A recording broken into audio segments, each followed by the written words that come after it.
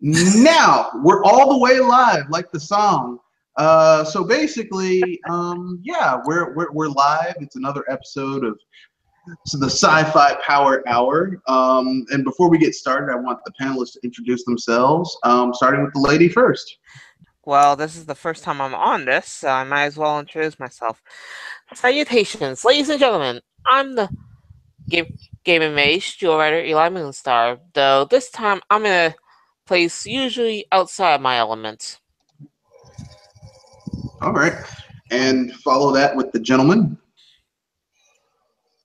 Oh no, you're fine within this element because you got some stuff that probably have the same nostalgia, knowledge, or fun factor. Oops, that's a dirty word. But yeah, that is a dirty word. That depends on where you're aiming at. Fun is a dirty word. You need to put $3 into the swear jar, sir. That is a dirty word. We're not allowed to use fun in this YouTube gaming community. Dang it! I don't use dollar on my island, so whatever you use for money, you got to put 3 of the singles into the swear jar. That's what you got. Yeah, but Triple M here. There's some things I'm gonna sit my mouth about, but let's go on and be the superheroes. Yes, it is me, Mr. Red Fox, and this Sci-Fi Power Hour is focusing primarily on lesser known IPs that kind of need to be, how can I put this? Reimagined. Well, reimagined, revitalized, brought back, and we're thinking of ways to bring them back. Now, the only category that these IPs cannot fall in is that they can't be Superman, Batman, the big top tier DC or Marvel properties. So, the big 7? They can't be. That counts for DC. They can't be like the top tier. Like, okay, we can't say, well, they need to redo Superman. They need to redo Batman. Even though we might have a podcast where we talk about like how we would like to see these top tier characters reimagined. But this is not that day. This is about the smaller, lesser known type of characters. So with that being said, let's get down to it. Let's get it on. Yeah, like Judge Mills Lane said, let's get it on. So who wants to go first? Who wants to go first with the lesser known characters? We were talking about it earlier, so if you like, I would start to roll the dice. Go ahead. And if any of you guys watch the WB, you probably would get this right on the spot. It'll be Static Shock. He was he was a great character to follow and watch him grow, in a sense. He even had a sidekick that was hyper intelligent and later on became a sidekick. Gear. Yep. Yeah. Static Shock was a really good show, and the cool thing is that he wasn't dependent upon other DC characters. Like, they had the little homage episodes where like other DC characters would pop in. And he even helped fight Brainiac. Yeah, but most of the time it was just him dealing with his own supervillains, which I like. Because I like the greater DC universe. Like, I like the idea of the Justice League. But the thing is like, not everyone's a member of the Justice League. There are people who got their own superheroes that got their own stuff to deal with. They got their own junk that's thrown on them. Let alone what can happen around the world that could drop in on their faces. Exactly. Trying to keep their own city a better place. Well, yeah. You have the founding members of the Justice League, but then you have all these other people wind up joining. But what were they doing before they joined the Justice League? They were taking care of their stuff in their own way. Like, Green Arrow wasn't a founding member. He joined after the fact. But that's neither here nor there. Be willingly. Well, yeah, they kind of had to talk him into it, depending on which version of Green Arrow you use. But the one we're talking about is the one that a lot of people mostly know, which is the Green Arrow from the animated series. Unlimited? Yeah, Unlimited. Yeah, where they're like, you could do a lot of help. Except when you really think about it, Green Arrow is kind of like he's kind of like Batman, I except was with a gonna bow and say arrow. Batman and Robin but with archery skill. Yeah, he's basically Batman, except instead of like focusing on a wide array of special things, he's like, I do arrows. That's what I do. I will put an arrow through in your face. He's got the arrows with the punching gloves on them to knock people out. I was gonna make the joke that Hawkeye can slay Green Arrow easy. Well, yeah, they did the death battle where they had Hawkeye versus Green Arrow, and Hawkeye won. But that's neither here nor there. We aren't talking about that. We're just talking about how, you know, Static Shock really needs to be brought back. I would like to see Static Shock brought back. Same here, though. If anything, I have to wonder who the heck would be his Marvel equivalent. I don't know. Black Panther? No, that would be no. Black Panther is the Marvel equivalent to Batman. Basically, he's a black man. he's an incredibly, okay. Think about it. He's an incredibly rich dude. Which now Tony Stark got demoted, literally. He has all types of gadgets and gizmos. He doesn't really have powers himself, like superpowers. He has supernatural powers, but not like powers himself. And he's a master of multiple martial arts and fighting disciplines, and he's super intelligent. He creates his own gadget. Like he's basically Bruce Wayne, but more badass because he's black. That's basically that's the only. You know, he automatically gets a extra badass point because he's black. Good point there. Plus, now you got me wondering who the heck can I compare him to? Okay. On the Marvel side, I don't know. That's a real roll of the dice there. So if anybody can figure that out. Marvel has so many weird, useless characters that they've kind of created and thrown away over the years. Like, I don't know who they could get to really. Here, I'll give you a character that Marvel, this isn't really Static Shock's equivalent, but I think that it would be an interesting character for them to bring to the, like an anime. Well, you couldn't really do animated because the nature of this character's powers, but you could do a Netflix series. There's a character in Marvel called Star Fox. Not to be confused with the game series, ladies and gentlemen. No. This Star Fox came about in the 70s, but his name is Star Fox. He is the brother of Thanos, the Mad Titan. Okay, he is like Thanos' big thing before he went. Like his big thing is that he's obsessed with Thanos is obsessed with killing. Like his powers, like he's got godlike abilities, and he basically is obsessed with impressing Lady Death.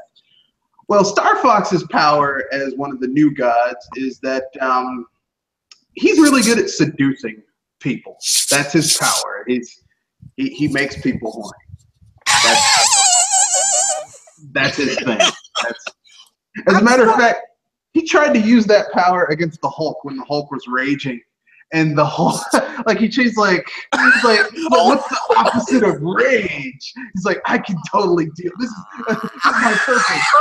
Unfortunately, the Hulk takes one look at him, gets really angry, and pimp slaps him out. Knocks him out. Oh my God. Yeah.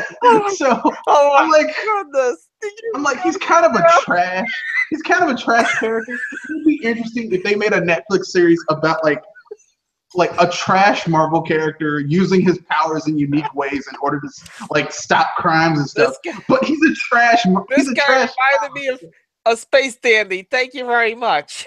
Basically, but this Star Fox's whole thing is that, like, as a matter of fact, the way they get rid of Star Fox in Marvel is that they put him on trial for crimes that his brother Thanos did, and they put him in jail forever. Like, that's basically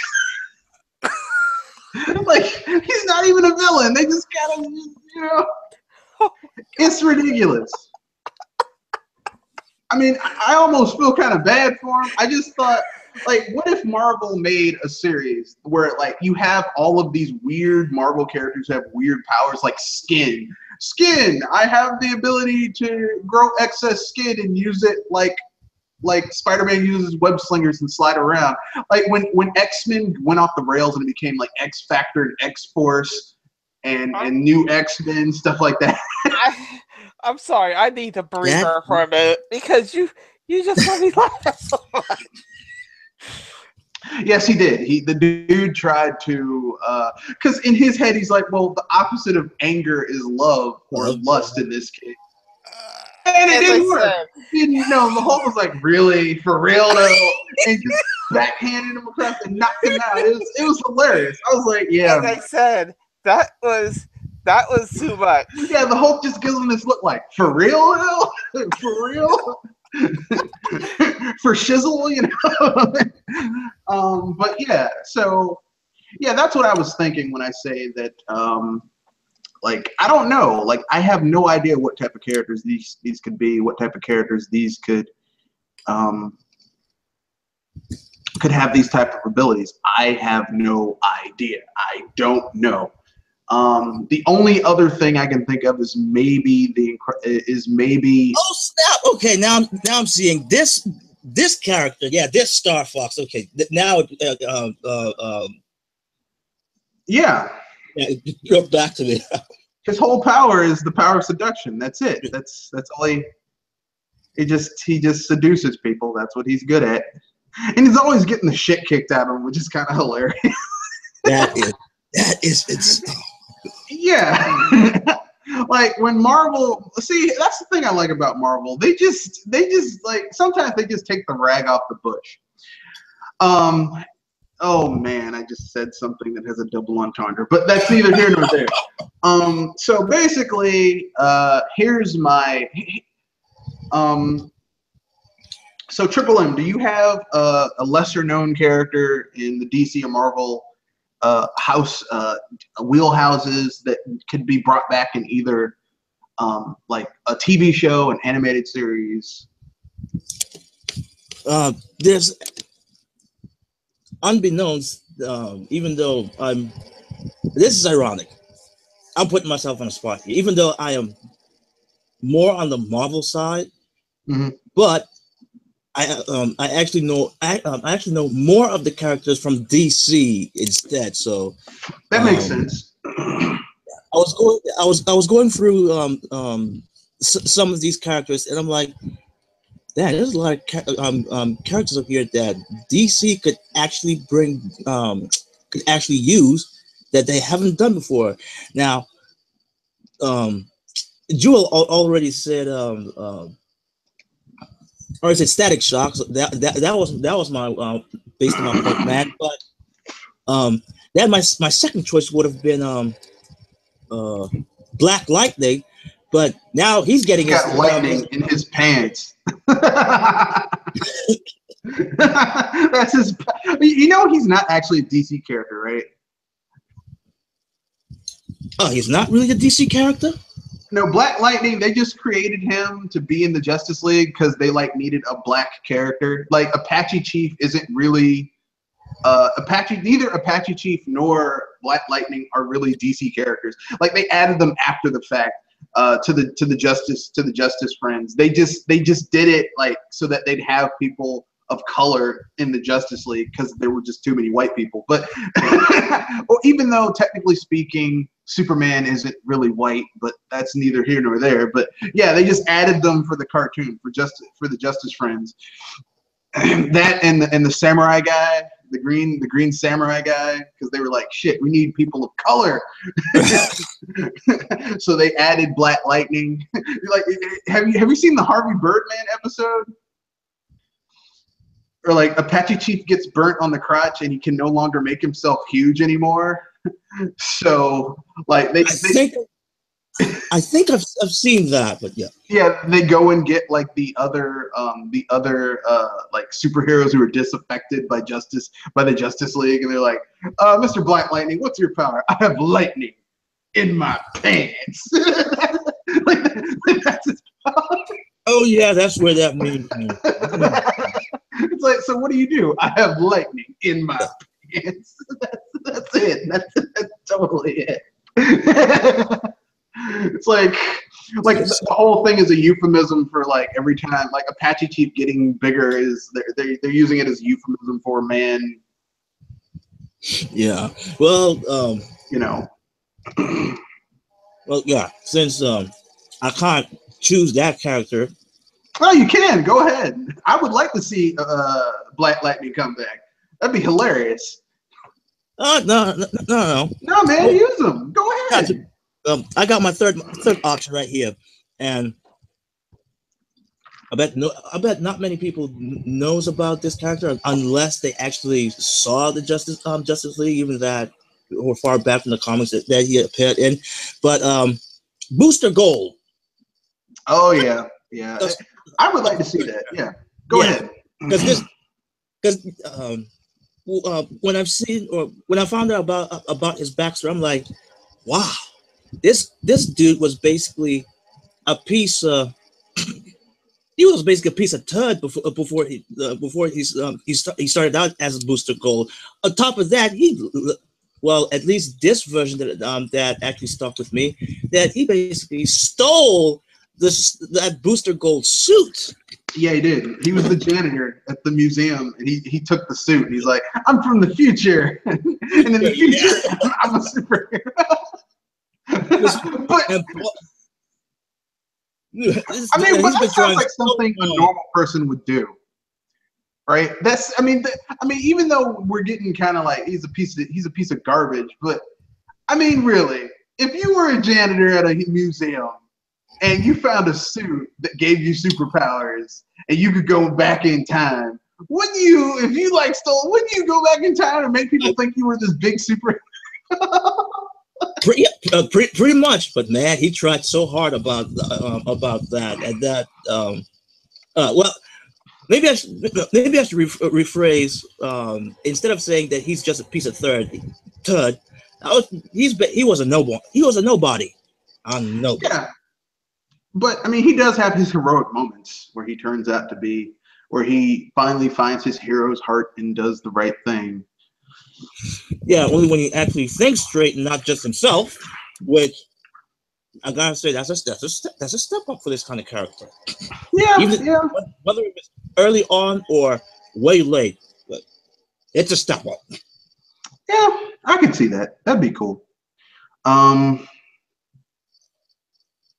Let's see here. I'm gonna say a DC character. I know some people are going to say, but you're a Marvel fanboy. Don't you get checks from Marvel? I do get checks from Marvel. Big checks. As a matter of fact, they paid for my McDonald's burger.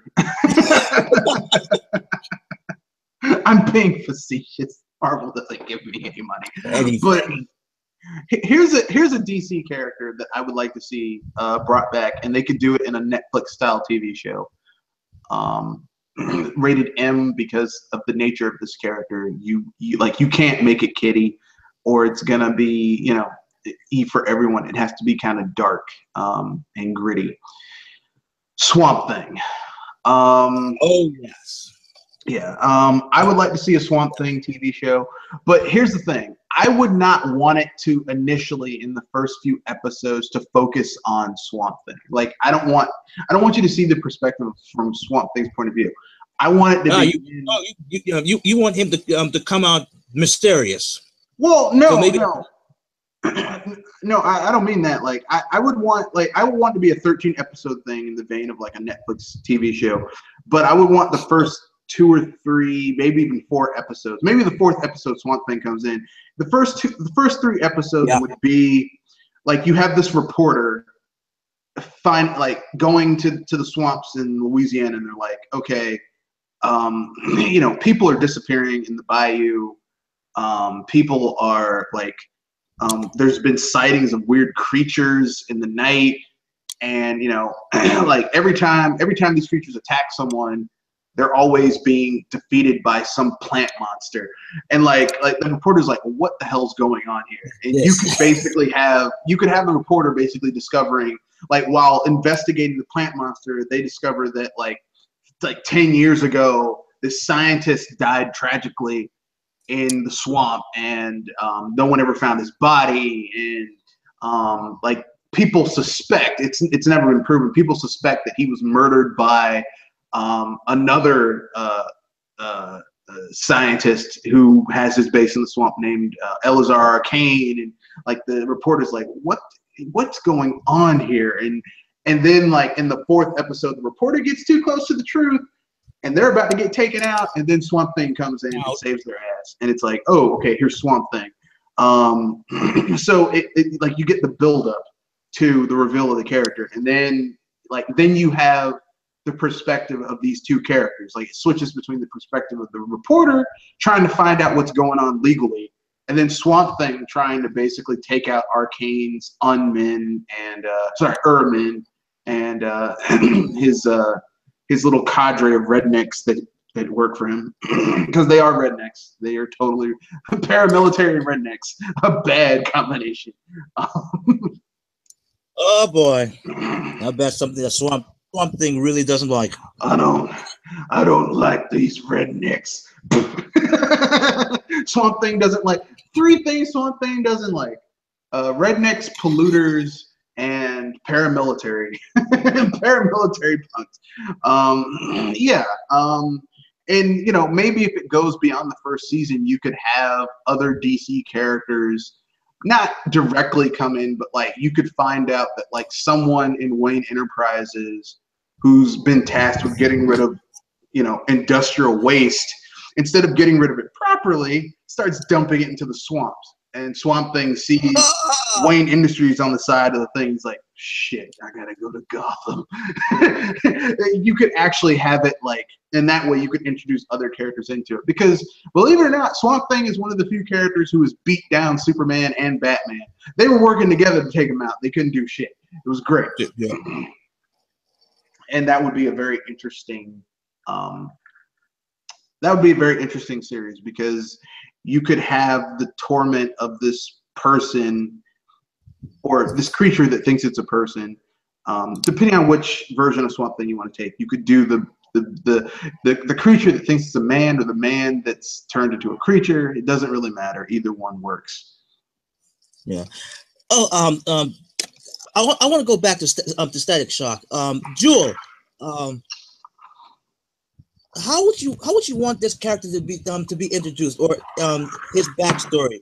Would you like it to be the same as how they started out as the cartoon show, or how they tried to introduce him in Young Justice? Jewel Rider Moonstar. Jewel.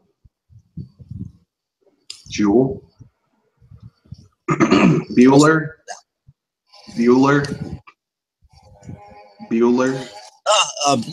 She left. I didn't even realize that. Well, I'll come back with this question back to her. So, carry on, Red. But yeah, I think that would be an awesome. I think that would be an awesome little thing to do, in my humble opinion. Oh yeah. Yeah, but yeah, I would love to see a Swamp Thing brought back. Because I mean, Swamp Thing, we haven't gotten a good Swamp Thing in years, and frankly speaking, we deserve to have a good Swamp Thing. We deserve it. I had technical difficulty after I came back after laughing so hard. What, you just lost it? You just lost it with Star Fox trying to seduce the Hulk, which is... Yes, that was the most idiotic thing I ever heard, and yet it was that funny. No, you could do it. It's just you'd have to be Betty or Queen, what's her name from World War Hulk, or Planet Hulk. Like Joe Blow, anybody couldn't get away with it. But apparently that's this Star Fox character.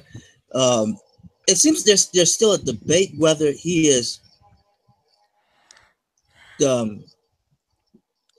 bisexual, doesn't have any sexual orientation, but I heard you earlier, and I'm gonna I'm going to use that excuse to roll into what you were asking before when I tried to speak up.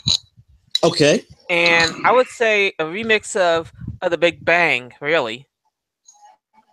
Like how, like if, like Stag was trying to help, was trying to work with something going on at the plant that actually caused the Big Bang, That'd be cool. Yeah.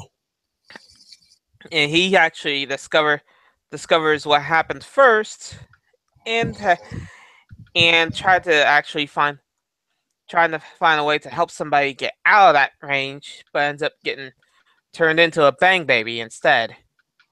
That'd be interesting. I could totally watch that. That would actually work. I mean, if Tony Stark could get a remix of his backstory, why can't Static? Yeah.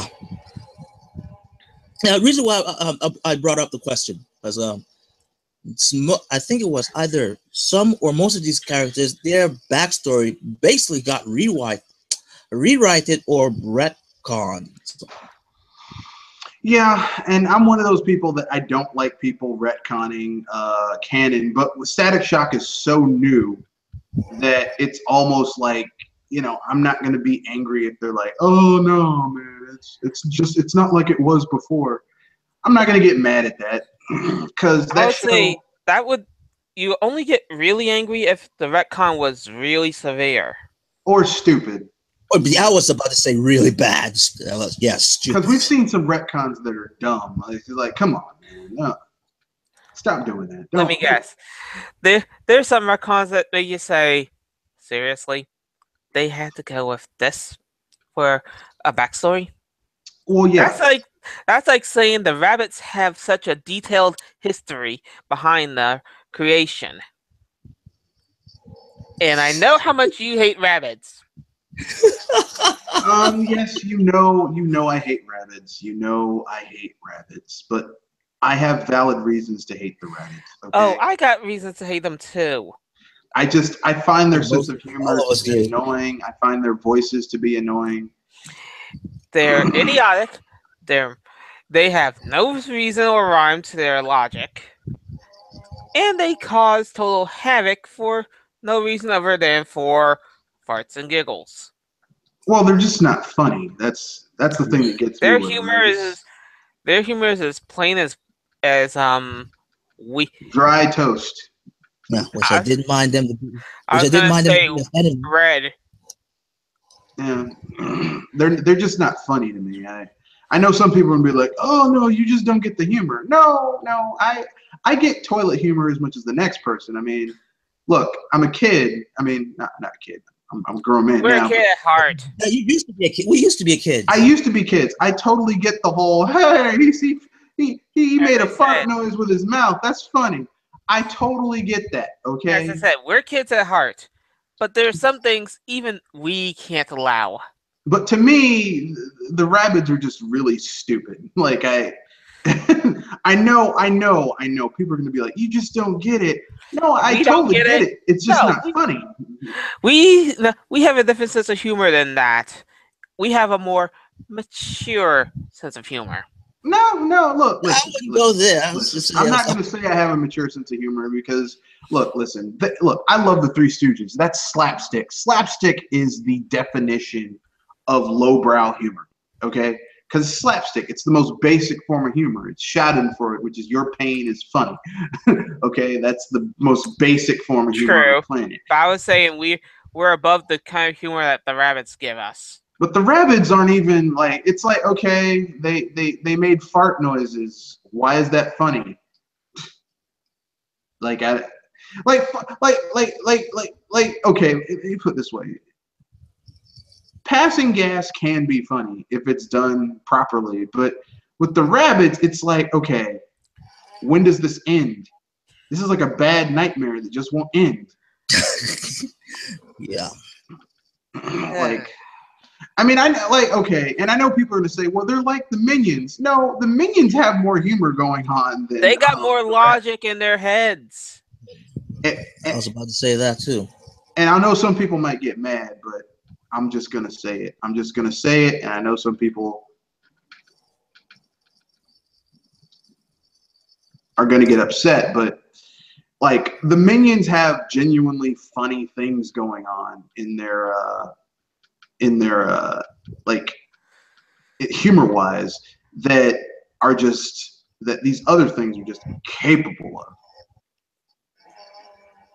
And I know some people are going to get mad because how dare you not like something they like? Which is like, totally fine. Here's how bad the Rabbids are to me. They're precluding me from getting a good game because I just don't like those characters. That's bad. And how they invade games. No, it's not really the whole them taking over games. It's just I find them to be annoying. It's like the Rabbids to me are like having a is like having some random person in your house, right? It's like having someone come to your party, right? And they're loud and annoying, right? And it's like you're having a good time until they show up. It's like we were having fun. They're like the party. They're party crashers. Until this jerk shows up and made it progressively worse. Yeah, it's like we were having fun. It's like that episode from what's the name of that show? Freakazoid, where where Caveman Bob pops up and he's like, oh, and Freakazoid's like, look, we were having fun. You mess up everything. We were having fun till you showed up. It's like, and that's even worse than just fighting him. You know, like, it just totally makes him feel like a jerk. You know? And that's how it feels with the Rabbids. It's like this would be a fine and dandy game if you weren't here. Like this would be a great game if you just were not in it. And I know some people are going to be like, but I like the Rabbids. I'm not disregarding people's like of the characters. I'm saying that I don't like them. How about we get back to Static Shock and other characters that need a revive or revisit. Yes, back to yeah, we can't spend all day talking about these side characters, these video games. That's for tomorrow. So basically, like I said, I just really want these things to get better. I want them to get better. I want them to be better. We want higher quality. I just, if you're gonna do a remake, but don't just, don't do it for the sake of making it brand new for the fresh and hip. Oh God, I can't believe I went that way. That's as bad as Teen Titans Go and oh yeah, the Flintstone Kids thing. I'm hip. I'm with it. I'm cool. Oh God! Now you got me. Now you had me remind myself of something else. I'm funky. I'm fresh.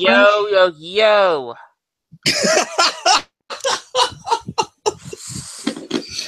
I'm funky. Dang. I'm fresh. I got the goods. Yeah. And yes, ladies and gentlemen, I did go that far south into bad territory. I got the funk. No, I'm joking. I'm just laughing. Yeah. But yeah, I can't. You can't fight the funk, y'all.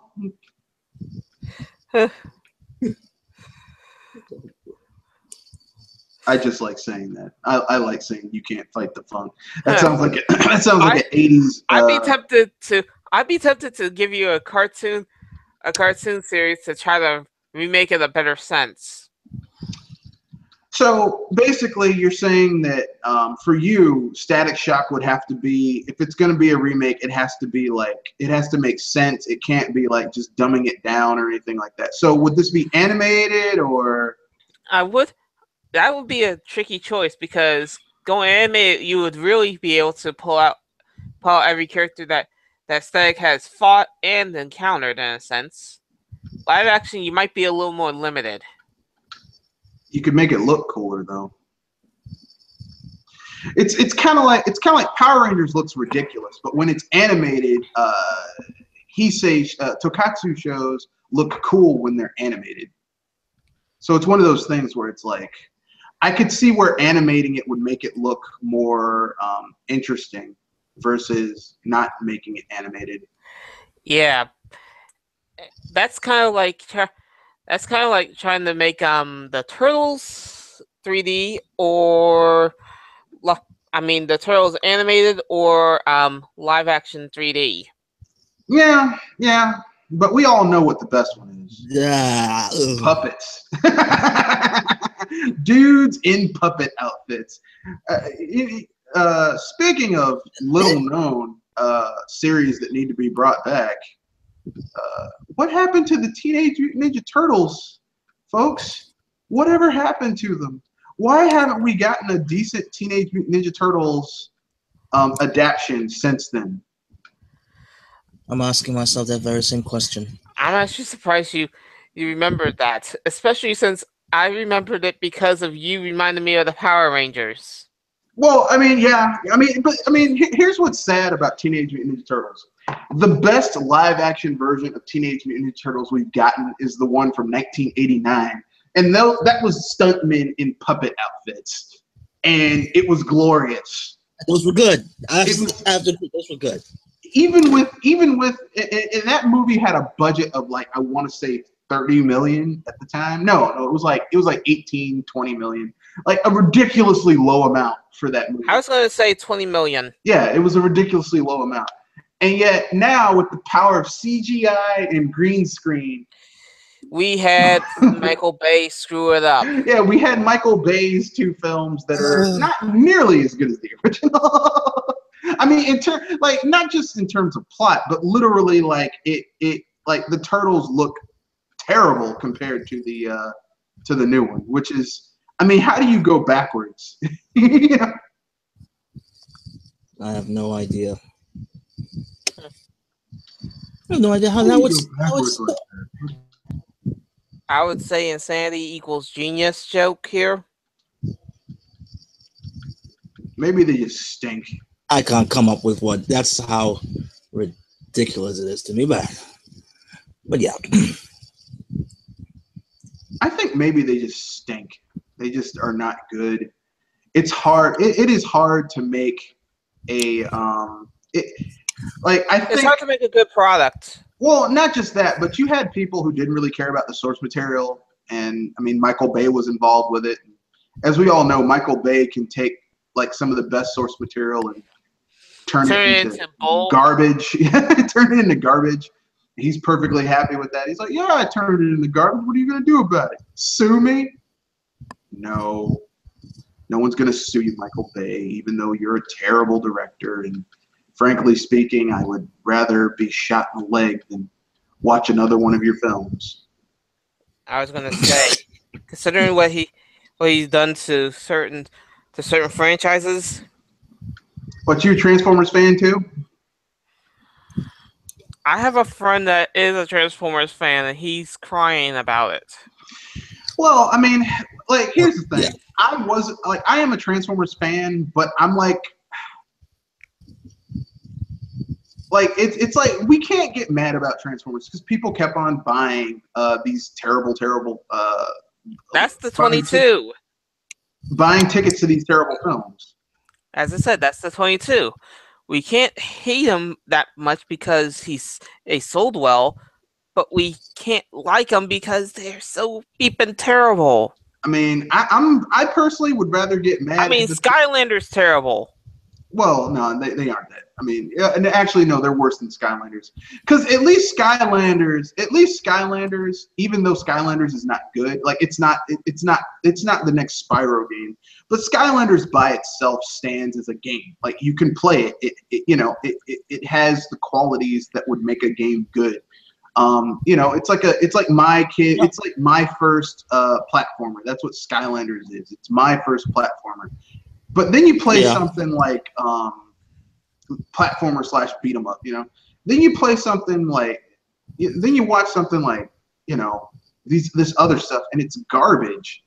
You're like, this is garbage. It's not good.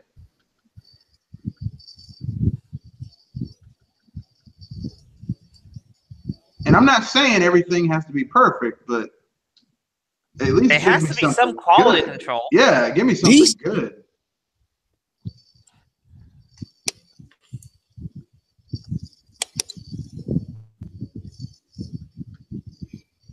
But yeah, moving on. Let's see what we got. Yeah, what else we got? I did Swamp Thing. Who wants to go next with another character that definitely needs to be brought back in some capacity? This is a tricky one then. Well, if you don't mind, allow me to go first. Try your luck.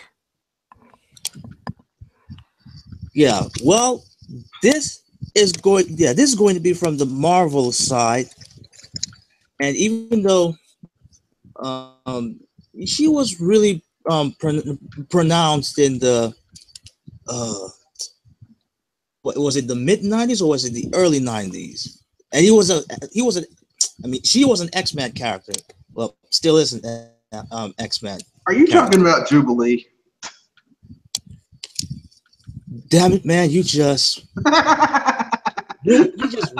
ruined my perfect intro for her. But yeah, it's Jubilee, ladies and gentlemen. It's Jubilee. Jubilee. Okay. Give us the pitch. Actually, this is going to be a very simplistic pitch. I just want to see her back in the X-Men the X-Men story, or at least the core part of the X-Men storyline, because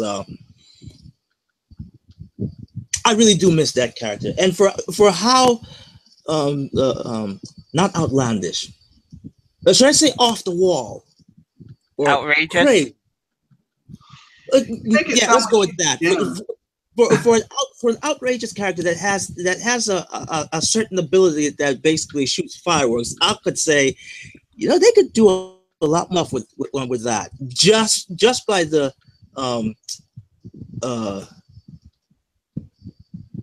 not ability, just by the nature of how you spark stuff. Fair enough. So many things can happen when you only need just a little spark. Oh, you just one. That sounds like a really cool tagline for the animated thing. So many things could happen. You just need a little spark. That could actually work. That could actually work. I would actually like to see that. And regarding how they first introduced this character, like just about almost every other X-Men character, which they can't control their powers. So with Jubilee here, she is basically a walking dynamite. Yeah. She is. And for such a character that for such a character that they kind of make fun of just because of her ability, like I said, she's like a walking dynamite. But I actually would like to see like throughout the arc, doesn't matter if it takes 2, 3, or even 5, five movies, or in a 6 season or 7 TV shows, but the more she takes control of her ability, she could be quite an effective cast. I was gonna say, explosive dynamite gal. Kind of like girl power type stuff going on there. Mm-hmm. Yeah, you can say that. See that. I could see that. That would be cool. But I guess this is just me being that 90s kid at the time, where I was vastly engrossed in the X-Men. Well, everyone liked the X-Men. I mean, more or less. Everyone. The X-Men were a part of our past, really. Well, I mean, because the X-Men are just very much one of those like really good franchises. They one of those shows that you can't forget. Well, and plus, the X-Men are so very like, they're a euphemism for being a kid, for being different, for being basically an outcast. I mean, they're just the X-Men are just a very good, it's a very good, it's very good for people who feel young and alienated and, persecuted by society. It's just one of those really good things. Yep. Considering since I'm such a Wolverine fan, well, next best, and since he is famous, that the next best thing is her. That's why I chose her. X-Men. Yeah, I could see that. That'd be cool.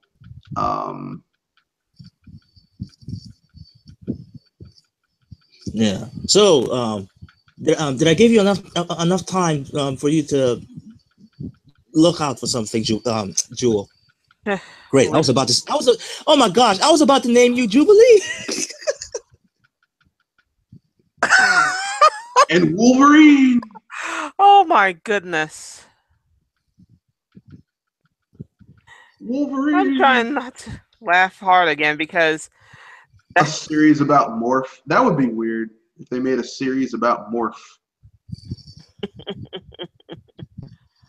About Morph? Yeah, because he basically dies in the animated show, in the animated series, and then he just kind of he kind of sort of dies. It turns out he's brainwashed by, the villains, the government, mutant control agency, whatever. that's an odd one, really. Morph. Who can copy your form but not your powers, so he's not nearly as powerful as people think. He just looks like, he looks a certain way, but he's not. Well, I do got two characters, but I'm going with one out of the idea that that this is going against my usual idea in a sense.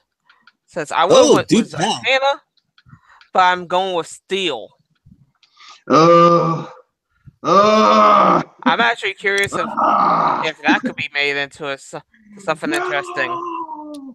No! Hold on, Jesus! Would that be Steel from the Marvel universe or? No. Oh, this is DC. She means the DC universe Steel. The Steel who wound up kind of being like a proxy Superman for a little bit when Superman died. And they made that terrible Shaquille O'Neal movie. Here's the thing. As I said, I would want a better version of that.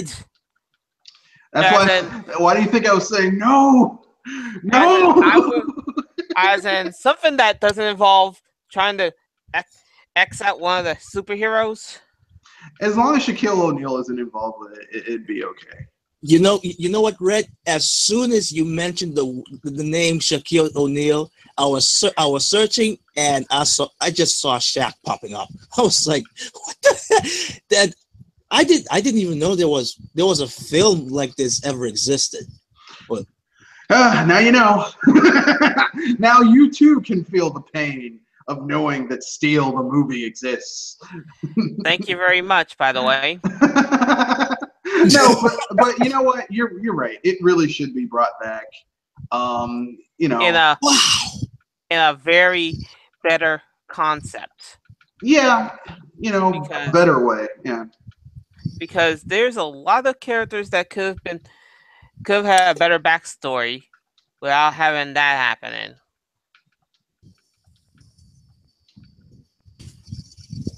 Yeah, I could see that. I wonder why they couldn't have gone to his original costume. Well, maybe a bit redesigned, or at least I almost like what they tried to do aesthetically in the Legend of Tomorrow, that Steel, but. I'm sorry, Legends of Tomorrow is just that is a really hard show to watch. I'm just saying. With or without gagging. Did you see their Martian Manhunter? Oh no, that's Supergirl. Yeah, but I mean, it's basically run. It's all run by the same. You know. Yeah, by the same executive or producers. But yeah, Martian Manhunter looked like he was. Martian Manhunter looked ridiculous. He looked like he was. He had some type of disease. I'm like, no, not John Jones. That's like one of my favorite characters too. Really, because I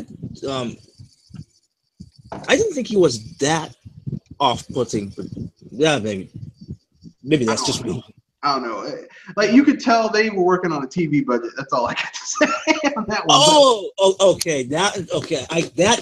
I can understand. It's like, it's kind of like in the first season of Daredevil on Netflix, and you see Daredevil's outfit, and it's like, yeah, they were working on the TV budget right there. and then the second season they have a better outfit. It's like, okay, this is cool. This is a better outfit. And then in Defenders, you see Daredevil's outfit. It's like, okay, cool. This is a cool outfit. But that's neither here nor there. So basically, Jewel says the Steel brought back. Yeah, I noticed, Joel. You two times you chose black superheroes. I like where your head's at. Though, if anything, I finally got something for Marvel. Though I'm not sure if you guys will go with it or not. Go ahead. The Power of 4. I don't even know who that is. The Power of 4. Hold on. That's the hint I'm giving before I say it. Fantastic Four? Yep.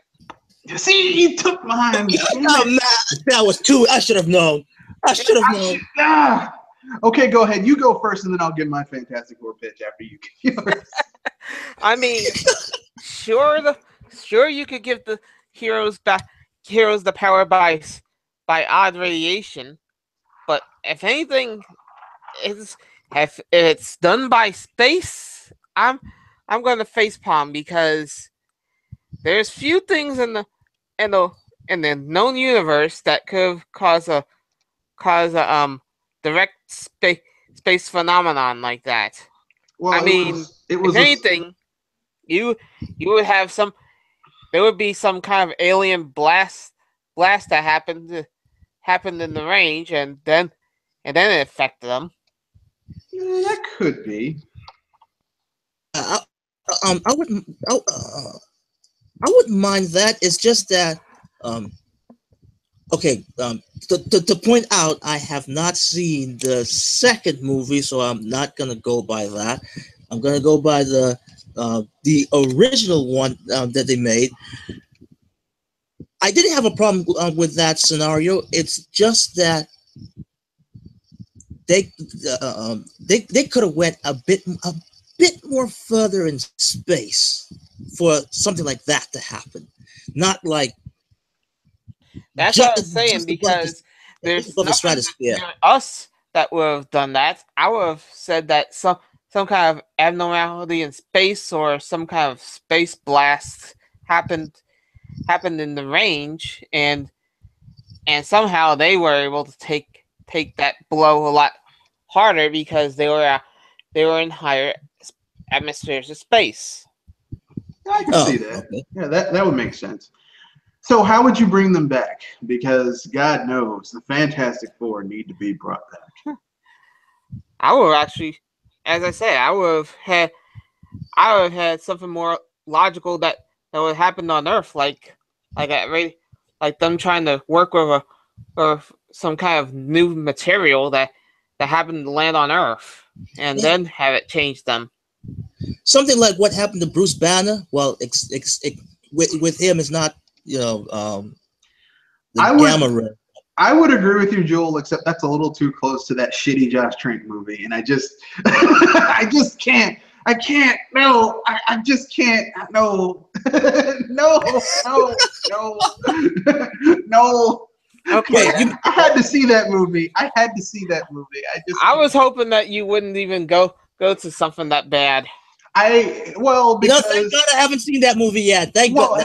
Here's the problem. Okay, not with your pitch, with me in comic book movies.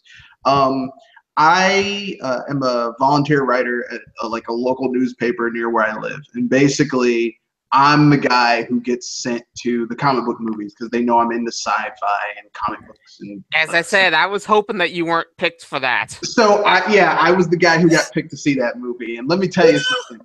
Oh my God, Josh Trank is hilarious. He's like, well, I had a fantastic movie in there, and you'll never get to see it. No, man, look. Here's the thing, okay? I've seen the part of that movie that was done by you, and I've seen the part of the movie that was done by the Fox in-house director to finish that movie. Neither one of those cuts would have been a good Fantastic Four movie.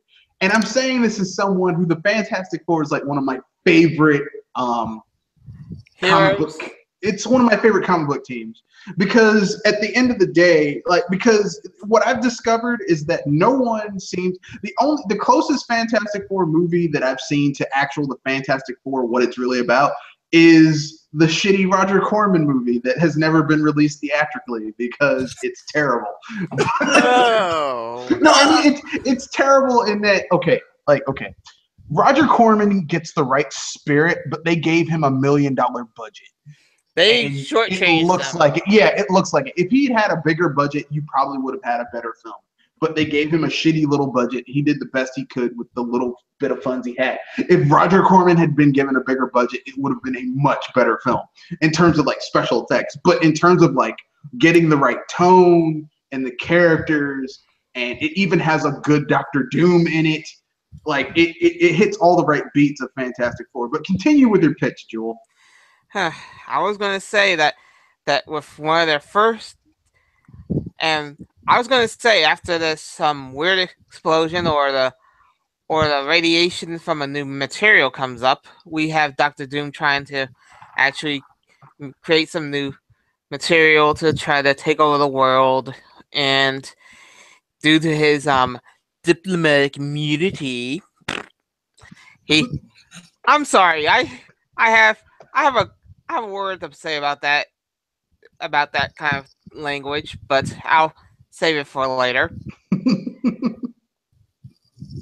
Well, after he uses his diplomatic immunity to get his material, he starts creating some high tech creations to try to capture the world with making technology his beep, and then the Fantastic Four go traveling around the world to stop his transmissions, and then close in on his rear end to finally smack it. At least try to smack it as best they can without being stopped by legalese. Okay. At least that would be a good start to introduce the Fantastic Four. Okay, I'm gonna jump in. I'm gonna tag in. I'm gonna tag in because I am a huge just a little bit of background before I jump into it. I am a huge Fantastic Four fan. I could tell that from a mile away with how I was able to work you up. When the first comic book I ever read was the Fantastic Four. Was a omnibus of the first 8 Fantastic Four stories, because the first Fantastic Four comic isn't a Fantastic Four comic. It's called something else, like Fantastic Stories or something like that. But I see. And, yeah, it's not called. For record, my first comic was Supersonic versus Hyper Knuckles. See, there you go. Everyone has their own. Yeah, everyone has the comic that gets them into comics. But for me, the first one was Fantastic Four omnibus, first 8 issues. And it wasn't mine. It belonged to my dad. But my parents got divorced, and my dad left me his big chest full of old comics, which I still have. Hey, Red, I bet this is the perfect picture for you that I'm showing, right? Doctor Doom fighting a miniaturized, or Yeah, a miniaturized Fantastic Four, probably. But originally they didn't have their costumes. Originally, they didn't have their costumes. They were like wearing normal clothes. It was kind of weird. But anyway, here's my idea to bring back the Fantastic Four. Clearly, movies don't work. The two Tim Story films. The first one was okay. The second one, They effed up because the guy who was in charge of the Fox Studios at the time did not like comic book movies and didn't really understand the medium. So he basically meddled with it, and they didn't get they messed up Galactus. Now, if you know anything about Marvel Comics, Galactus is like one of the top tier.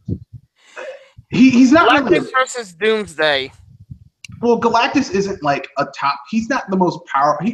Galactus isn't really a villain, but he's one of the most top tier antagonistical forces within the Marvel universe. Like it's Galactus, not Dormammu, Satanish,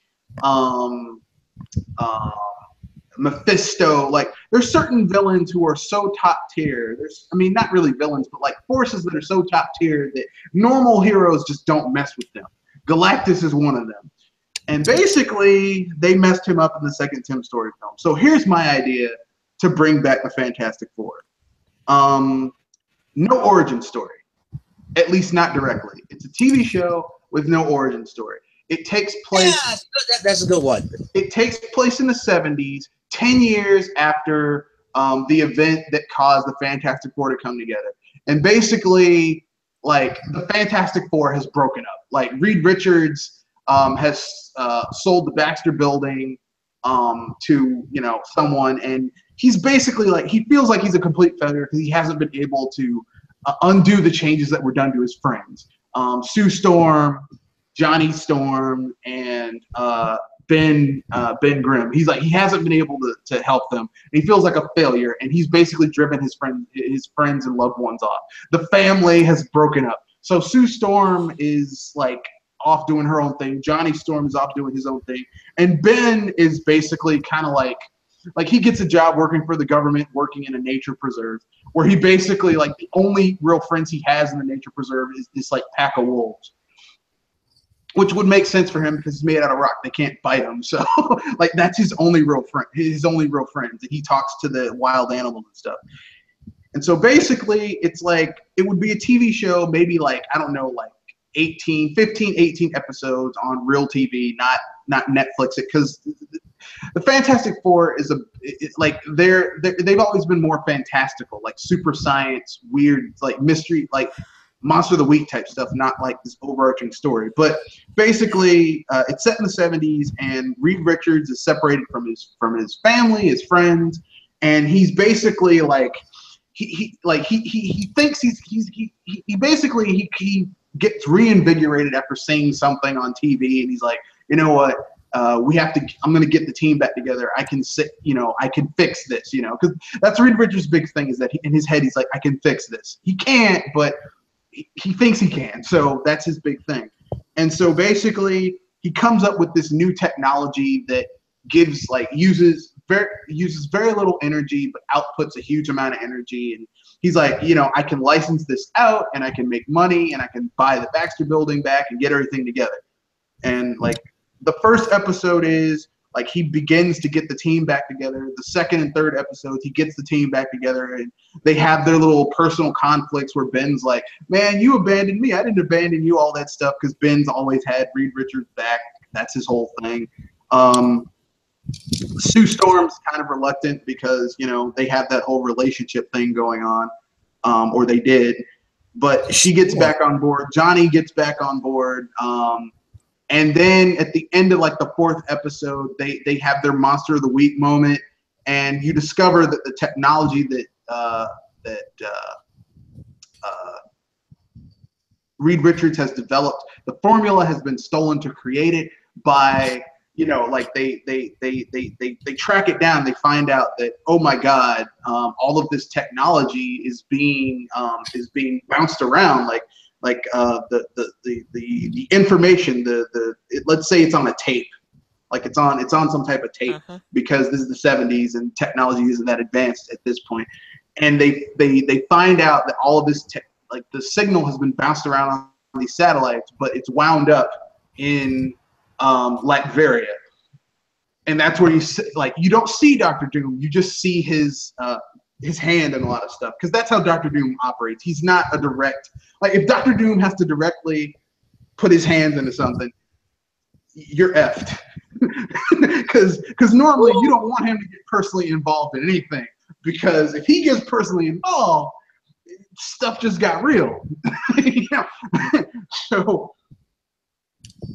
So basically, I think that would be a really awesome way to kind of bring the Fantastic Four back. It would be a TV show. You know, Marvel, get Marvel on board with it, to put some money behind the creation. Cancel Inhumans, because that's going to be garbage. Look, I saw the first 2 episodes of that in the movie theater. It's going to be garbage. Trust me on that. It's going to be terrible. That's going to get canceled after the first season. I was going to say, your head would probably be crashing into a wall by then.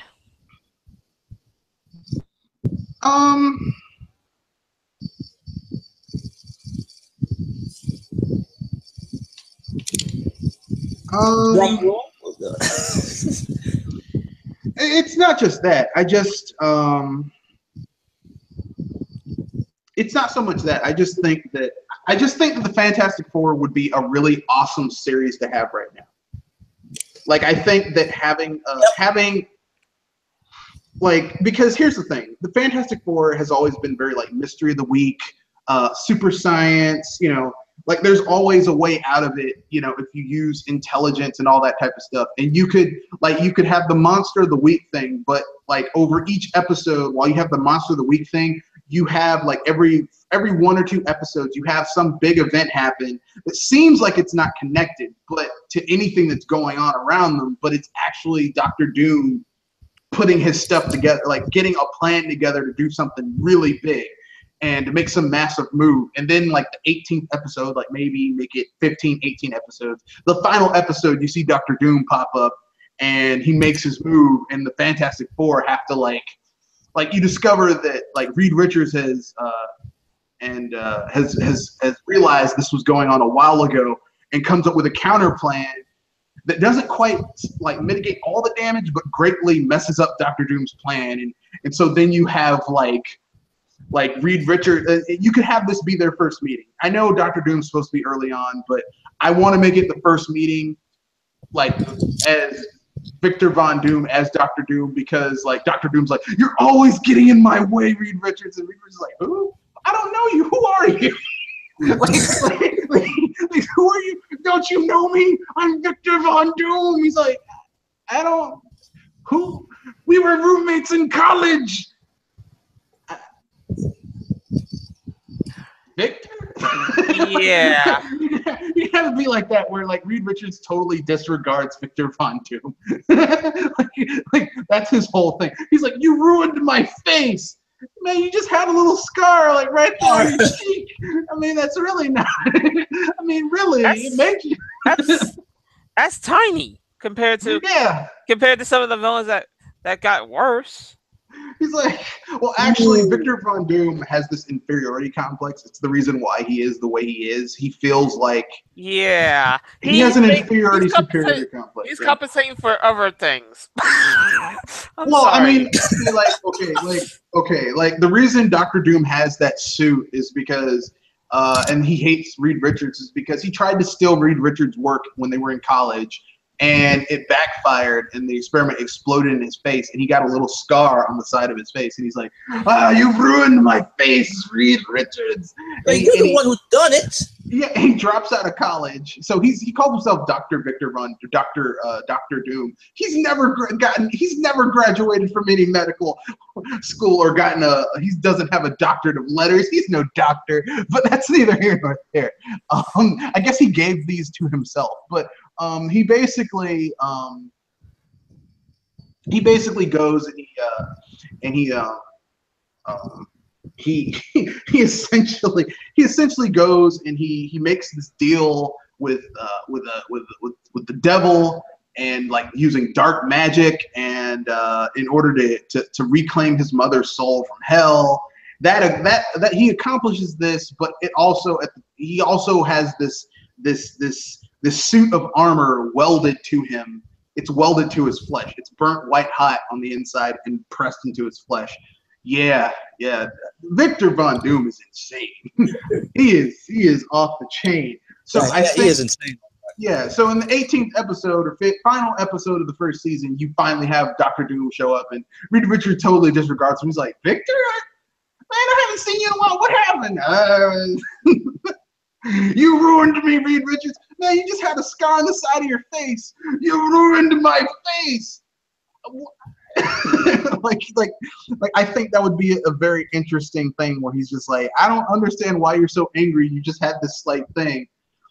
And then the end of the first season doesn't end on a cliffhanger, except for the fact that Victor Von Doom gets away, because obviously it's Dr. Doom. He always has a exit plan. That's how that's how Dr. Doom rolls. And I think that would be an awesome little series. I think that could work. I know that Josh Trank tried to shape things up by making Johnny Storm black. I don't really care about the ethnicity of these characters as long as they stay true to the core tenet. Right. Well, the core tenet of the Fantastic Four is that they're a family. Reed Richards is the father who tries to fix everything. Sue Storm is the mom who she's the glue that holds everyone together. Ben Grimm is the gruff uncle with who's rocky and hard on the outside, but and then on we the got inside the he's a big softie. Firestarter. And then we got little asshole Johnny Storm who's always starting shit with his uncle and everybody else. and it's a family dynamic, and that's why they're called the first family of comics, because until then you had superhero teams, you didn't have family, but the Fantastic Four, literally, they're very much family. So yeah, that would be awesome to me. And each season would focus on like that would be the formula. Like you would have Monster of the Week, or maybe like a two-parter Monster of the Week where it's like, they have to deal with this issue, and then some big bad working like in the background. Like the second season, maybe you could introduce the Mole Man. The Mole Man, or you could do the original Groot, or you could have them meet up with other superhero characters. That's why it would be better as a movie, because then you could have the Hulk pop up, which would be hilarious, because you could have that whole dynamic between the Hulk and Ben Grimm, where they're always trying to determine who's the strongest. Hint, it's not Ben Grimm. I like Ben Grimm, but he's not really. he's not stronger than Hulk. No. And of course, you'd have Ben Grimm saying his awesome his line, "It's clobbering time." And no, it would be done with dynamic things. It would be like, he's about to beat time. Yeah, it's clobbering time. And if this was a TV show, in order to get around budget restrictions, because they only have so much money for special effects, I would take a Superman 2 route, where like they show you the effects of the fight in order to illustrate how bad the fight is, like how its magnitude. Like when Superman's fighting in the sewers, you don't see the actual fight, but you see damage. Yeah, you see damage being done on the street, and like cracks and fissures forming in the street and stuff. And then you see like him punch Non from out of the sewer, and like Superman's hands all jacked up because he hit him so hard. Like that's the type of that way you get. Well, you can show intense fighting without using up your budget on a lot of CGI and special effects, because CGI and special effects do not make a good superhero movie. I was gonna say, depends on how you use it, because if anything, if you use a good design of motion, or at least a good sense of how things are happening around a certain object, that could be just as effective as showing the fight itself. Okay, fair enough. Actually, let me reiterate my statement. CGI and special effects used with no artistry involved with it does not make a good superhero movie. Amen. Like I said earlier, the best live action Teenage Mutant Ninja Turtles film is the first one in 1989, and that was because it had practical special effects versus a lot of CGI. Yeah. Because CGI didn't, like, the new ones have a lot of CGI and it looks terrible. It looks horrible. It looks, oh my God. I went to my local Walmart to pick up a game that I pre-ordered through Walmart because they had it in stock, and I was like, gotta go to the devil. And they were like, GameStop was that? No, Walmart and GameStop are the devil, but GameStop is dying. Walmart is still making money. Those bastards. But excuse me, I burped a little there. But I didn't hear it. Yeah, but basically, yeah, they were selling the Teenage Mutant Ninja Turtles 1 and 2, the Michael Bay Fest's garbage movies with Megan Fox. I'm like, Megan Fox, ugh. Like Megan Fox was the Jar Jar Binks of those films. Everything was supposed to be tied together with Megan Fox. I'm like, no. Megan Fox can't hold down a movie. Some things are just too much. Well, no, they're just certain actors who can't hold down a movie, and Megan Fox is one of them. So yeah, that's my pitch for Fantastic Four. Bring it back, make it into a 15 to 18 episode season TV show. Maybe put it on late night TV where you can get a little bit more mature subject matter, but not like I don't want it to be something that's so kiddified that's so casualized that it loses what Fantastic Four is really about, which is the whole family and super science monster of the week dynamic, serialized type of thing. Triple M, you're the next one to go if you have another one. Crap. Let's see. I had another. Actually, I was actually searching for this character. Unfortunately, I couldn't find it. With no avail. But I had a backup character, which is from the DC side, which is we haven't seen much magic users in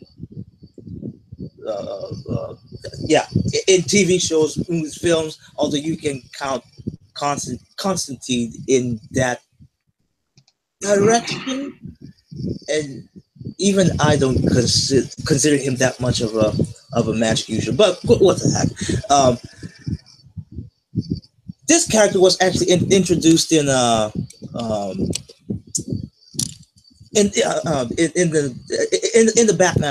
Batman series, and surprisingly, this dude also has a daughter. But I am talking about none other than Dr. Fate. Ooh, close enough, but not Zatanna. That's Zatanna's daughter. But I was talking about Giovanni Zatara. All right. So I'm like, there's like an underrepresented of magic users. I'm like, for old school magician, you gotta go with this character. Oh yes, Dr. Fate is considered also a magic user, almost bending space and time. But I would say that's a bit too out there. So might as well start from step one, or start small, which is Giovanni Zatara. And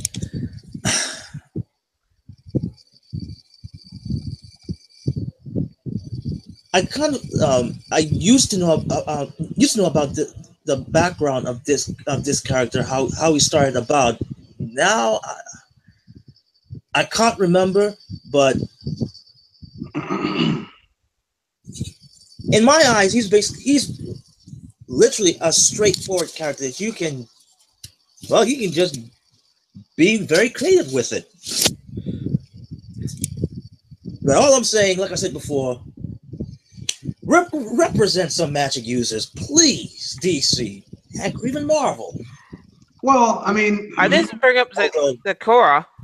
Well, Marvel did kind of step into the whole magic user thing with Doctor Strange. Yes. I mean, and they went big. Like, I mean, they threw the gauntlet. So now DC's like, shit, because DC's tried Constantine, but they just cannot they can't get Constantine off the ground.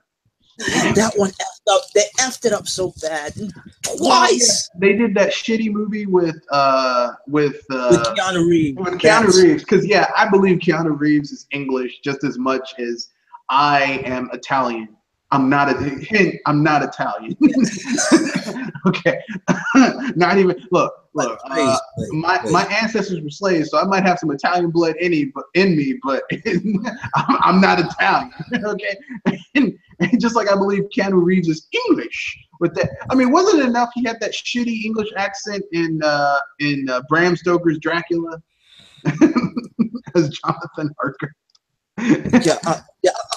I'm sorry. Even to me, I'm like, really? You had to pick an actor that on record he is not great at presenting himself as an English character or even British.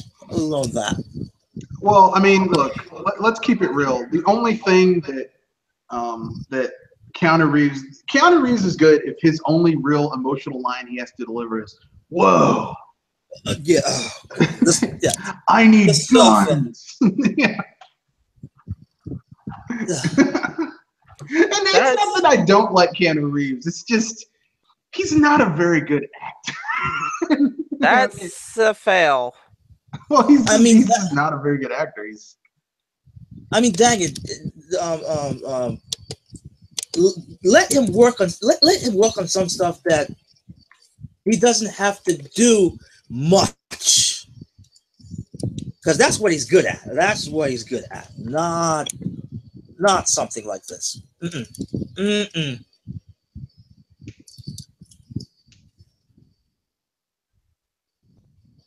But yeah. Oh, actually, my earlier choice was Mr. Fantastic, but I was like, since he's already being represented in the Arrow universe, like, yeah, I'll pick Mr. Zatara.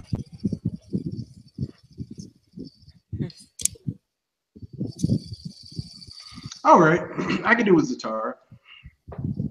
I mean, you're right. They need to have more magic in both of these universes, because, like, they have technology. They have high technology with Thor, and I guess you could say Kryptonians, and now they're adding the alien.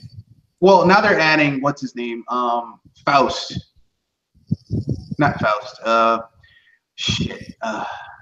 In the Justice League movie, the villain's going to be one of Darkseid's lieutenant. I forgot his name, but basically that's high technology. That's technology that's so high it's almost like magic. Same thing with Thor in the Marvel universe, but there's not a good representation of magic. Although they tried with Suicide Squad, but also even though I did say that DC kind of screwed the pooch twice. First with the film with the Keanu Reeves, the other one, it was a bit better, but there was certain stuff they could have done a whole lot better. Not to mention the Constantine TV show. Yes, the TV show. I like the show. I don't know why they canceled it, because it was just when it was starting to get good. They were like, "No, man, we can't roll with it." I'm like, yeah, that was another thing. I was like, I was sitting there for all those episodes. I'm seeing, okay, it's not there yet. It's not there yet. It seems like it's getting there for each episode that's coming, and then soon after, it got canceled. I'm like, what? Like, yeah. Seriously? That's why I was thinking that you'd be saying, seriously? Yeah. Real? I was appalled. I was surprised. I was shocked. That was all of those things were mixed. Well, I mean, the thing about DC is that they just like for some reason both DC and Marvel are kind of afraid to approach magic, and I'm like, I don't know why. And I was like the only reason why this got canceled because probably the viewership dwindled down. I'm like, that could be the only excuse, but I think that was a part of it, and I also think that they didn't want to.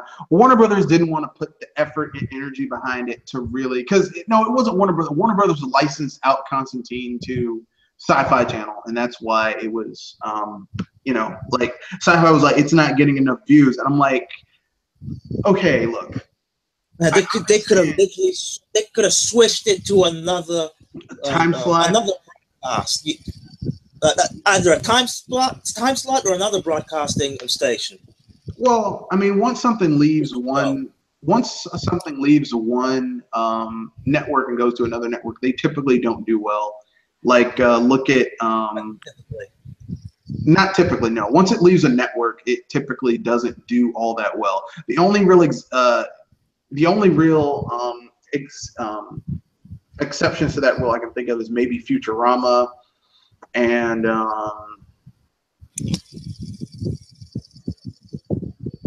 was it? Did Simpson also had that? No, Simpsons has always been on Fox. It's always been on Fox. Okay. It's always been on Fox. I was gonna say Family Guy. Family Guy's always been on Fox. Yeah. I don't like. I can't like. Generally speaking, if a TV show leaves its network, it typically turns to shit afterward. Like it's not the show goes bad. It's just that's a sign that it wasn't doing what they wanted to do. Because typically, if something is that valuable, the network will hold on to it. It's the reason why Fox, the reason Fox won't give up the Fantastic Four rights is because even though they aren't doing anything with it, is because if someone at Fox gives up Fantastic Four and Marvel is able to do something with it, the person who gave it up is going to get fired so hard their mama's going to feel it. So, yeah. So basically, the biggest no one wants to be that guy. The biggest FU hammer. Yeah, no one wants to be, because basically Fox gave up Daredevil, and look, Daredevil's one of the biggest things on Netflix. Which is surprising, eh? So yeah, they don't. Someone definitely screwed up on that choice. And they got fired so hard their mama felt it. So now they don't want to. They don't want to. They want to have a repeat. They don't want to be that guy.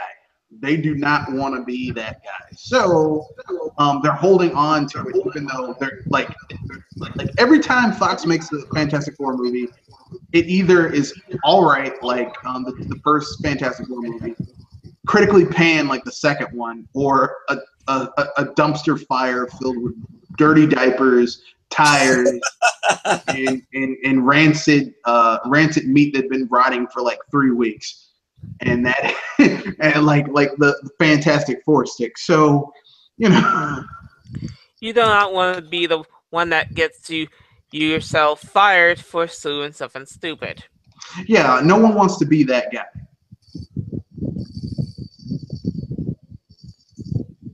Yeah, that's hard. Ooh.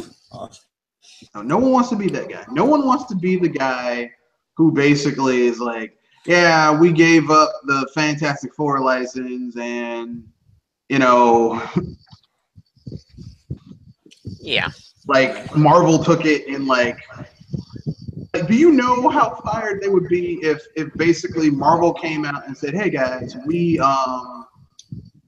if they gave up Fantastic Four, and let's say Marvel did what I did and basically turned it into like a viable franchise, like Fox would shoot Fox, like whoever was at Fox would slit their wrists while jumping out of a high rise Right?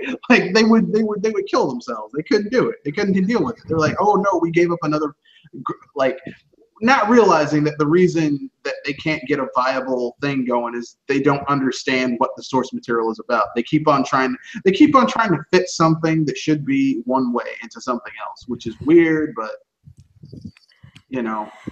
I think that's one of the other big problems with certain concepts of superhero movies and stuff. They have a hard time explaining things. Well, they don't understand how to do it. They're like, no, we can't do that. We can't. You know, for some reason, they just do not want to.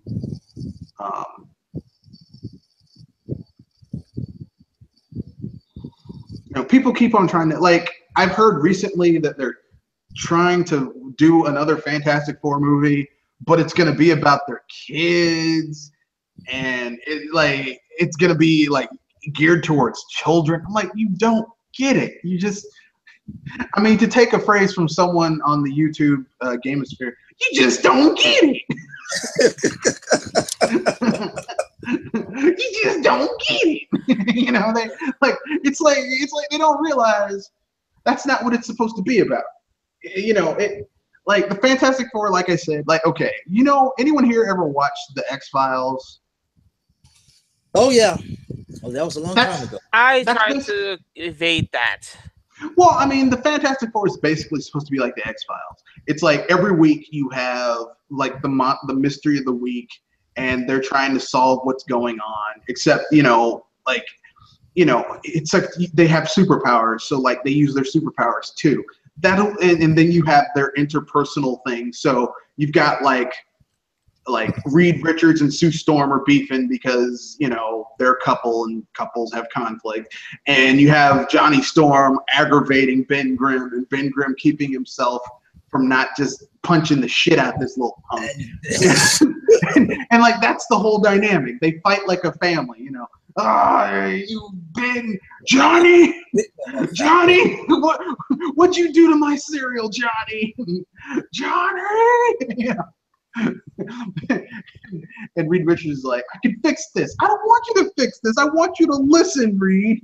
You know, it's like, you know, stuff like that. And, you know, I mean, that's what it's supposed to be about. It's supposed to be body horror or a young adult movie or anything like that. It's supposed to be an action show. Yeah, it's action, mystery, monster of the week. You know, we got to solve this, you know, type of thing. That's the format. Yeah. I mean, that's like trying to water down Legend of Zelda. People would try to do it. You know, people would try to do it. It's like, you know, I like Legend of Zelda, but you know, too hard. You know, I really like it, but you know what? I just don't like the thing. I don't like what they've been doing. I don't like it. It's not doing it for me. I don't like it. Okay. I don't know. I don't know. I mean, like I said, I like Fantastic Four. It's like one of my favorite franchises. I like, you know, I don't know. Where can we go from here?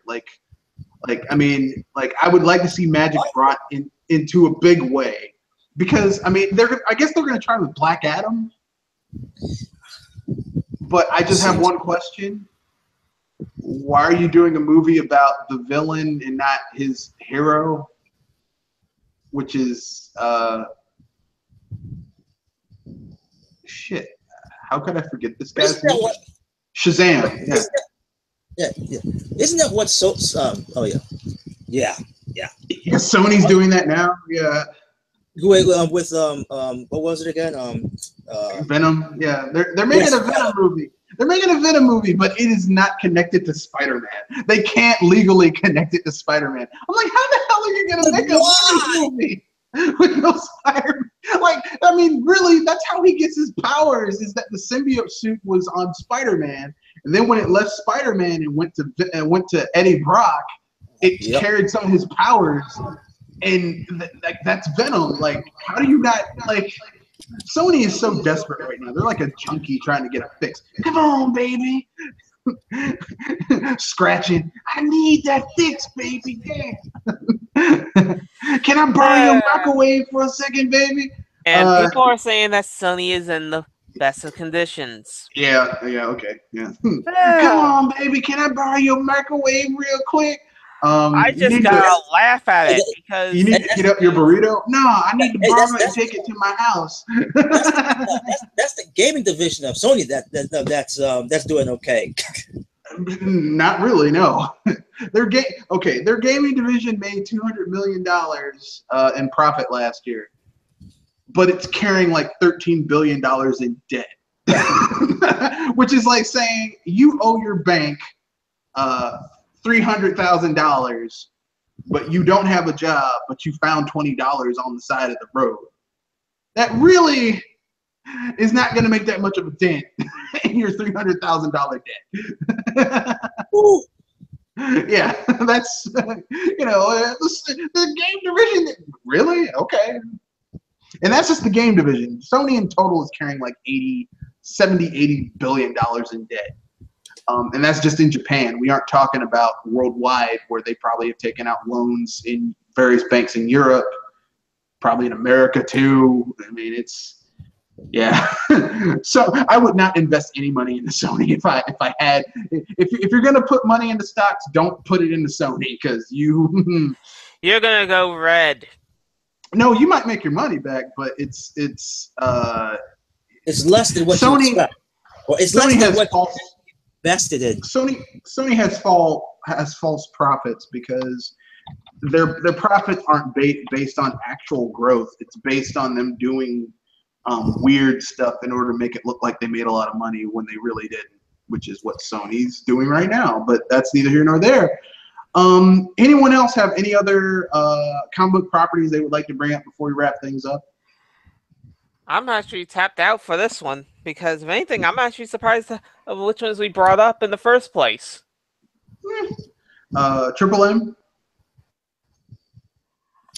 Well, I am surprised by you, Red, that you didn't bring up a certain character. Ooh, the Incredible Hulk? Oh, come on! You know he's already sharing his film with Thor, but I was talking about Blade. You know what? That's like the one character that's the one Marvel character I really don't like. Really? He's too violent for me. Huh. I thought the Punisher was that. I'm not a huge Punisher fan either. I really, which is weird because I like because for me, Blade is just too much of a caricature. It's like, we're gonna make a black superhero. He's gonna be a vampire and really violent. I'm like, why is it? Because you really think about it, most of the black superheroes are like, especially on the Marvel side, are really, really violent. It's like unnecessarily overly violent, and I'm like, and it's funny that I picked two DC characters. Yeah, and they can never be intelligent and like think through their problems. It's always like, brute force. He's got a sword. He's got guns. He beats up people. He kills them. I'm like, so brute force and skill, no intelligence. Yeah, and I find that, like, I mean, I have to give it to DC. They have better people of color. It seems, especially black people of color as superheroes. Like Jon Stewart is a better Mr. Mr. Terrific. I don't even know who Mr. Terrific is. Jon Stewart is a much better. Jon Stewart is a much better character than. I mean, even though I like Luke Cage, Jon Stewart is a much better character than Luke Cage. Like, Jon Stewart is he was a Marine. He went back to school with his GI Bill and became an architect. And then, you know, after some shit went down, he becomes the Green Lantern. In my opinion, he's a much better Green Lantern than Guy Gardner or that other asshole, the original Earth Green Lantern. I forgot his name, but you know who I'm talking about. Right. Like, I mean, he's a Green Lantern, and he's a good one. He does his job. You know, he's pretty badass. You know who I can't stand?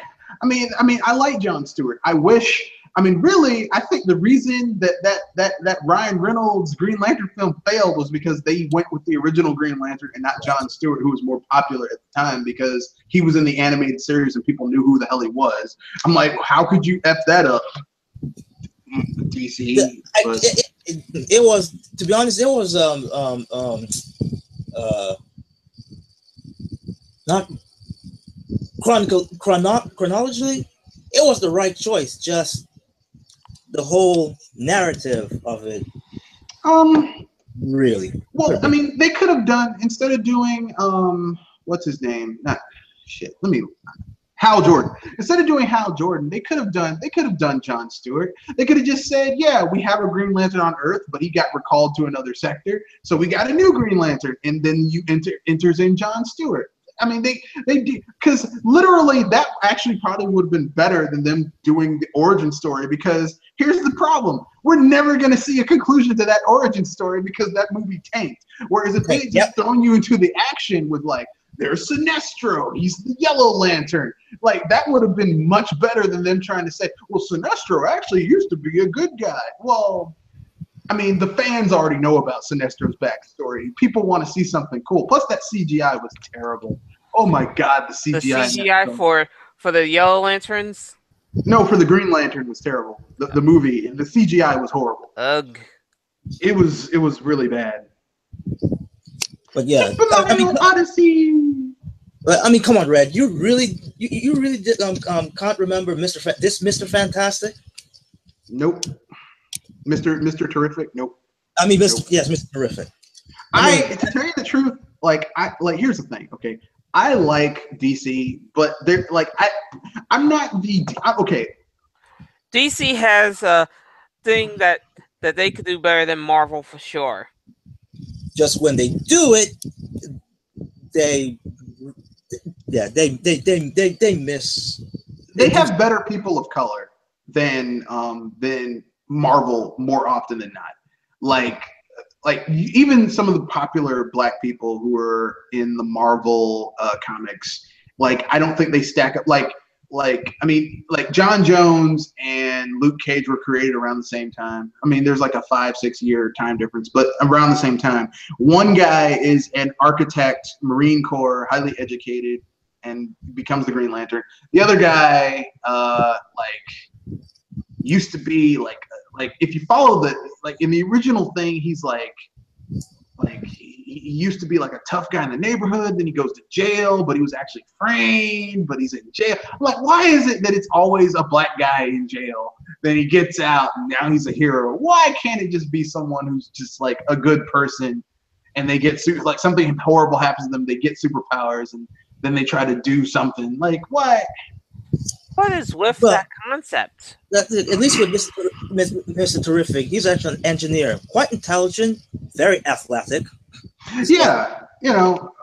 I mean, even Cyborg has a cool backstory. I was a college athlete, and then I was in an accident, and my dad was a scientist, so he saved me by grafting all these cybernetic implants on me, and I'm a cyborg now. That's why I have the incredibly lame-ass superhero name Cyborg instead of something cool. I think his original name was cooler than his superhero name. I'm Vic Stone, bitch.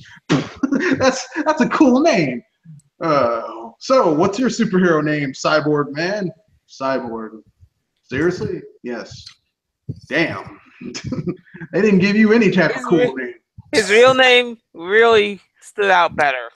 It's like, what about you, bro? I'm Black Lightning because I have lightning in my pants.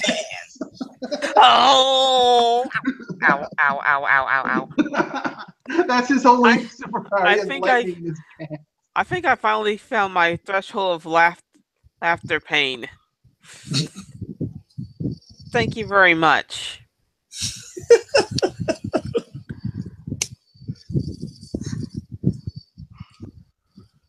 Right.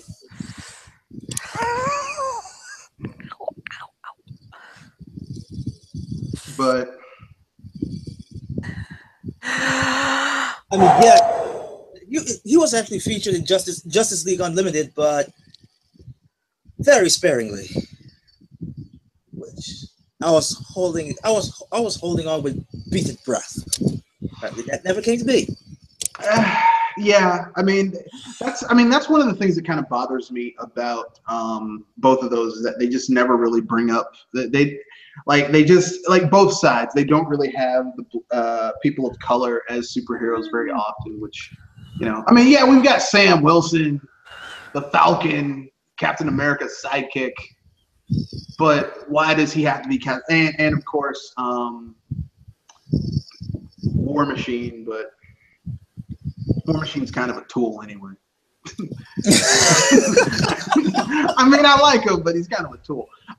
Speaking of people of color as main characters, here are two things that have nothing to do with Marvel or DC, but they're comic book properties, so I decided to bring them up real quick. Oh boy. Savage Dragon, a big green guy, kind of like the Hulk with a thin mohawk thing, who just beats the shit out of people. It's awesome. I love it. And Men in Black. Bring back Men in Black. Don't do live action. Don't do a movie. Do it animated. Do it animated. Have an older J&K. Have an older J&K. Basically, like, you know, like solving mysteries, stuff like that. That'd be awesome. I like this. I like Great. Now I got the song in my head. Thank you very much. Well, okay, remember the theme song from the TV show. You know. Dun, dun, dun, dun, dun, dun, dun. MIB. Oh, yeah. And that show was actually done by the animation for that show was done by the same studio that did Extreme Ghostbusters and the original Real Ghostbusters. So, and Godzilla the animated series. Which you have to admit is pretty sweet.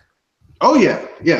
That show was awesome. That was a really good show. Yes, Savage Dragon would be awesome. And heck, do a RoboCop TV show. I know we did a RoboCop TV show back in the day, and it was shitty because they tried to make it kiddie. I was gonna say, G-rated. How long has it been since RoboCop been reintroduced? Well, they did that shitty 2014 film, but it was shitty. So why should we? Let's pretend it never happened.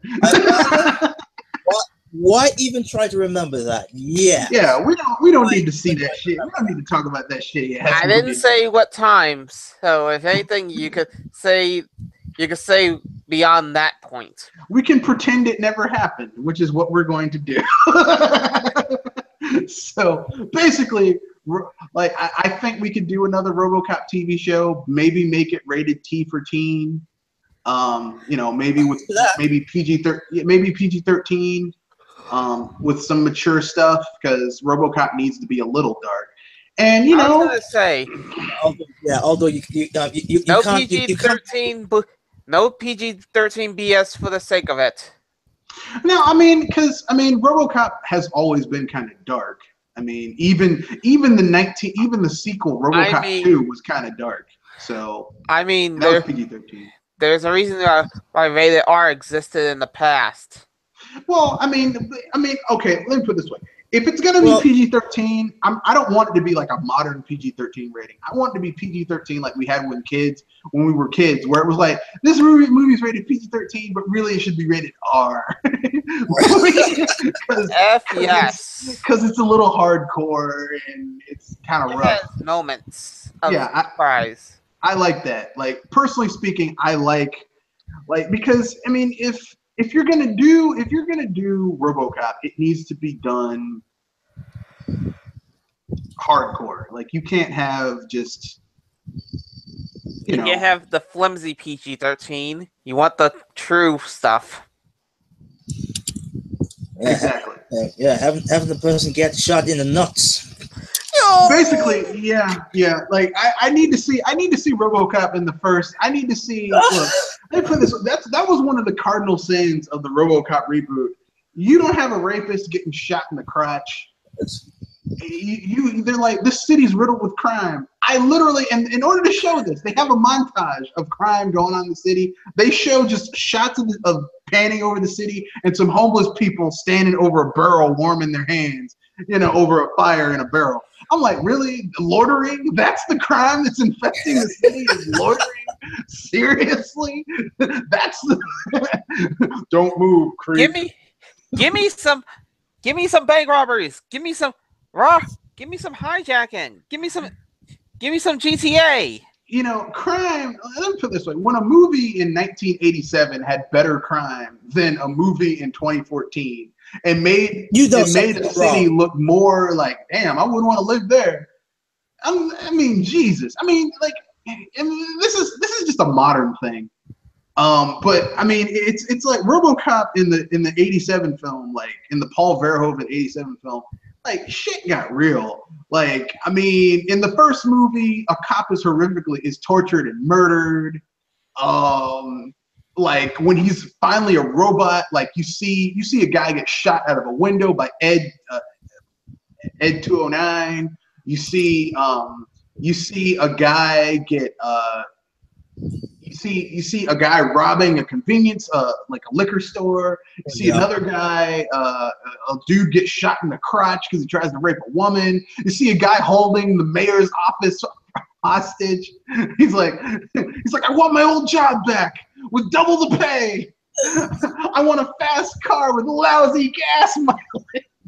Nah.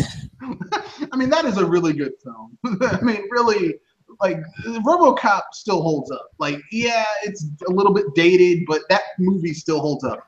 Plus, you have Robo Jesus, which RoboCop, literally RoboCop. Paul Verhoeven said that RoboCop is an allegory for Jesus, and Robo Jesus doesn't turn the other cheek. Robo Jesus doesn't forgive. Robo Jesus will put a cap in your ass. I was gonna say, Robo Jesus will give you swift mercy and swift death. Yeah, Robo Jesus is like, come with me, dead or alive, you are coming with me. You are wanted for murder. And Robo Jesus also will, when he comes back, he's not gonna be like, oh, my son, my children. He will beat the shit out of you like he did Clarence Boddicker. Yeah, that was police brutality, but I was like, you know what? I'm gonna let it slide this time because it's. The dude did kill him, so I'll let it slide on this one. But yeah, they can totally do a RoboCop redo. Just make it like PG-13, made for TV. It doesn't have to be ultra. Like, the thing about RoboCop is that aside from the actual suit and maybe for some of the more robotic villains, it doesn't have to be ultra high tech. But they could make it ultra high tech. They could have it be set in like 30 years in the future, and RoboCop has been retired. Of course, for a machine, that just means they like put him in a stasis and put him in a crate. Well, yeah, they just put him in a stasis, put him in a crate, and locked him in a storage place where they keep old stuff that's not going to be used. But he's called back. They have to bring out the good stuff. Yeah, he's called back again, and you could have the first two episodes where he finds out that he's completely obsolete because the criminals in the future have much better weapons. So he's like using all these cool gadgets that were cool, 30 years ago, but it's like outmoded now. And then like at the beginning of the second episode, he gets upgraded because you got to have him get upgraded. Yeah, gotcha. And he's all badass. Savage Dragon, I just want to see this guy beat the shit out of people because Savage Dragon. There was a cartoon for Savage Dragon back in the 90s that was counter programming done by USA, where they had like Wildcats and Savage Dragon and Ultra Force with Prime and Hardcase, stuff like that. And I would just like to see Savage Dragon brought back because that show was hardcore, man. It was violent. I mean, it was. Like, this dude was like pile driving people in buildings, through skyscrapers, blowing folks up, shooting them in the face, kicking them down flights of steps. Savage Dragon is one of those awesome crossover characters. He's been in so many people's other comics. I think he's been with Batman, Superman, the Hulk, Spider-Man. Savage Dragon is awesome. Yeah. I'm sorry, I fangasmed about Savage Dragon, but I like Savage Dragon. It's one of my favorite. Why apologize? It's one of my favorite things. I just really like Savage Dragon. So sue me. It's not like you're beating someone to the pulp just by saying it. No. Just for some reason I have a yang for green superheroes who beat up people. Don't judge me. Don't judge me. I mean, even though for some reason I like the Hulk Swamp Thing. We only judge if you do stupid. She-Hulk. And don't judge me. Oh, She-Hulk. Yeah, She-Hulk. And trust me, so far we haven't said something real stupid out there since. So there you go, folks. Those are my pitches. Those are our pitches for little known. I think the most popular one we talked about was maybe Fantastic Four. Yeah, maybe Fantastic Four. But with all the misfires with that series, we can say it's been ill-used too. So why not? So there you go, folks. Anything anyone wants to promote before we wrap things up? Anything. Now I literally got nothing. Video game facts? Joel? Well, with me, I'm basically here. I basically told my E3 expressions. I could save that for tomorrow if you want. Oh, E3 expressions, or do you mean the direct impression? Oh, that's right. I screwed up on myself there. I gave my Nintendo Direct expressions on VGF. All right. And let me just say this. Pinkie Pie and me are gonna have a lot of issues with one of the games that were featured on it. You can tell us off the air because I'm surprised. Triple M, go. Well, I got nothing actually. So all I can say is, if you've reached this far, congratulations, or in a way, we're quite entertaining for you guys. So yeah, this is Triple M here, and I'll see you guys next time on the Sci Fi Power Hour. Ish. Thank you. Yes, because we went well over an hour. And this is Mr. Red Fox. I have a review of the Orville coming out later on today, possibly tomorrow, because it depends on when it's going to render. Look forward to that. I also have BS Busters coming tomorrow, where we're going to be talking about the Direct, Rockstar actually putting support on the system. Wow. Some of the news we've been getting from embarrassingly, we're getting better third-party support from Western developers than Japanese developers for the Switch right now. What a switch! Yeah, I'm amazed. Makes me want to go out and get a Switch and whoop some Japanese developers' asses, but that's neither here nor there.